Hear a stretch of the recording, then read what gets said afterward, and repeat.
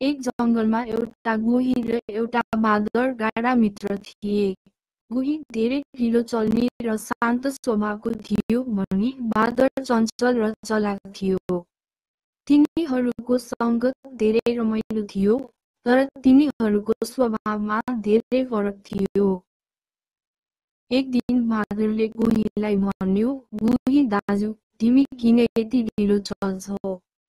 मलाई लाग्छ तिमीले जीवनमा केही मजा गर्न छोडेका छौ। औ मसँगै रुखमा चढेर केही फल खाऊ। गोहीले मुस्कुराउँदै भन्यो, बाँदर भाइ, म ढिलो चल्छु होला, तर मेरो गतिले मलाई सुरक्षित र स्थिर बनाउँछ।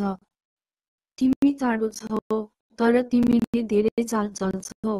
कहिलेकाहीँ ढिलो चलेर पनि जीवनको आनन्द लिन सकिन्छ। बाँदरले गोहीको कुरा सुनेर हाँस्यो र भन्यो, तिमीले ठिक भन्यो, गोही दाजु। तर आज तिमीले मेरो बाटो पनि अजमाऊ। औ मसँगै रुखमा चढेर केही फल खाऊ। गोहीले बाँदरको आग्रहलाई मान्यो र रुखमा चढ्ने प्रयास गर्यो। तर गोहीले रुखमा चढ्न सकेन।